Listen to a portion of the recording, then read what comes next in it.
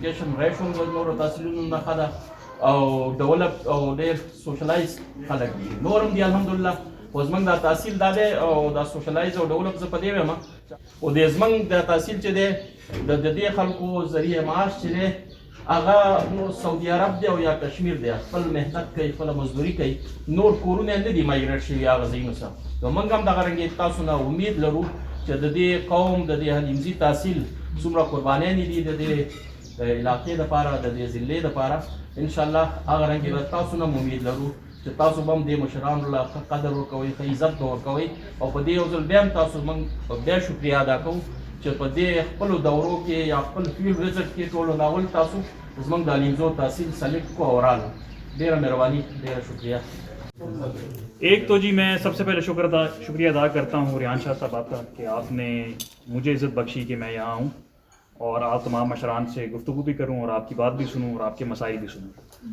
उससे बढ़कर जी मैं आप तमाम मशरान का शुक्रिया अदा करता हूँ कि आपने मुझे यहाँ दावत दी और मेरे लिए टाइम निकाला आप लोगों ने, क्योंकि मैं तो यहाँ आपकी खिदमत के लिए आया हूँ। तो मैं आपका शुक्रिया अदा करता हूँ कि आपने मेरे लिए टाइम निकाला। मैं जब दफ्तर में आया था तो मैंने हुमायूं साहब से कहा, अपने स्टैनो साहब से, कि ये गलत बात है कि मैं इनको मशर कहता भी हूँ और फिर वो मेरे दफ्तर भी आते हैं। तो अगर मैं उनको मशर मानता हूँ तो फिर मुझे उनके पास जाना चाहिए और आपका जो मसला है मैं वहाँ जाके सुनूँ भी और उसको हल करने की कोशिश भी करूँ। जज़ाक। और जहाँ तक बात रही रवायात की, रस्म की, रिवाज की, तो मैं तो जी हुकूमत पाकिस्तान का भेजा हुआ अफसर हूँ। जो आपकी रस्म रिवाज, तरीका, कायदा, कानून चल रहा है, ना सिर्फ उसके ऊपर चलेंगे बल्कि उसको मजबूत करने की कोशिश करेंगे, बजाय इसके कि हम कोई बाहर की चीज़ लाकर आपके ऊपर नाफिज करें। और इसी सिलसिले में मैंने फिर फैसला किया कि मैं तमाम मशरान से जाकर खुद मिलता हूँ।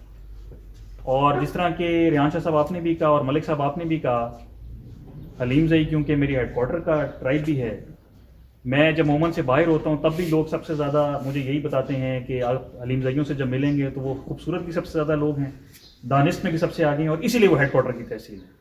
तो मैं इसीलिए सबसे पहले फिर मैंने फैसला किया कि आप लोगों से शुरू करते हैं, ताकि जो इज़्ज़त आप लोगों को हुकूमत ने दी है वही इज़्ज़त फिर मेरे दफ्तर से भी आपको मिले।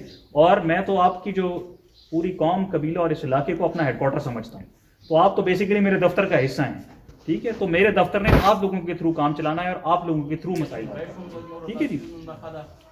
मलिक साहब ने फरमाया जी कि हुजरा जो है वो आपकी इकाई है और इसी के थ्रू हम मसले हल करते हैं। तो मैं 2 हफ्ते के बाद जब किसी बाहर अफसर से मिलता हूँ तो मैं उनको बताता हूँ कि ये बड़ी ज़बरदस्त जगह है, अपना मसला लेकर आते हैं, अपने मसले के हल के लिए जरगा भी खुद नॉमिनेट करते हैं, मसला हल भी खुद करके लाते हैं, फिर आगे मेरा शुक्रिया भी अदा करते हैं। तो इनसे ज़्यादा अक्ल व फहम वाले, इनसे ज़्यादा अक्लमंद और इनसे ज़्यादा दानिश वाले लोग आपको कहाँ मिलेंगे।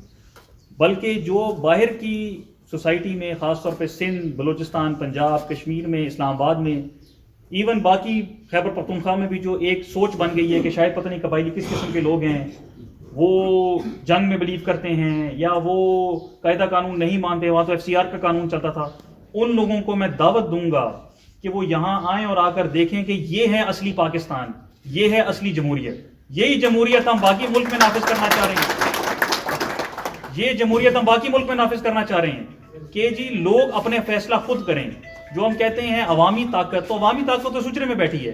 जो बात आप लोग करते हैं वो आपकी कौम भी मानती है, जो बात आप लोग करते हैं वो आपकी कौम सुनती भी है और जमहूरी तरीके से हल होती है। तो असली जमहूरियत तो ये है। हम जिस चक्कर में लग गए हैं और आप लोगों को नीचा दिखाने लग गए हैं, ये इसको उलट करने की जरूरत है। आपके निज़ाम को नाफिज करने की जरूरत है बाकी पाकिस्तान के अंदर, ताकि पब्लिक, अवाम, कौम खुद अपना मसला हल करे। इसके साथ ही मैं 2-3 आपने मसले हाईलाइट किए हैं और एक मसला मेरा अपना है जो आप लोगों ने हाईलाइट नहीं किया, वो मैं खुद आपको हाईलाइट कर देता हूँ। एक तो जी बिजली का बड़ा शदीद मसला है, मुझे इस बात का एहसास भी है और इदराक भी है।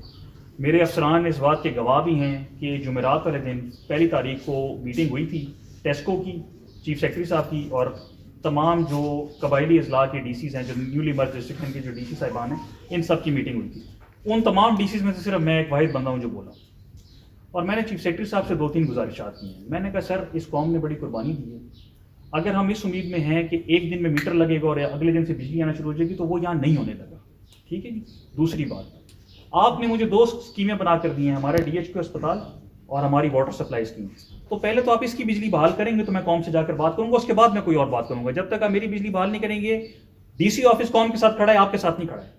तो मैं आज भी आपसे कमिटमेंट करके जा रहा हूं कि मैं इस मसले में आपका वकील हूं और मैं इसमें आपके साथ खड़ा हूं और मैं मसले का हल ऐसा निकालूंगा जिसमें आप लोगों को और आपकी आने वाली नस्ल को फायदा हो।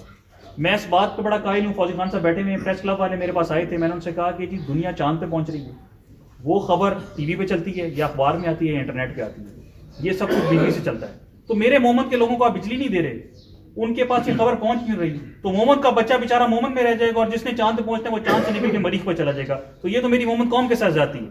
तो इसलिए मैं आपकी बिजली के हल के ऊपर लगा हूँ और इसमें मैं आपको अच्छी खबर ये सुनाता हूँ कि आपकी अस्पताल की बिजली का मसला हल हो गया है, अस्पताल में बिजली चालू हो चुकी है।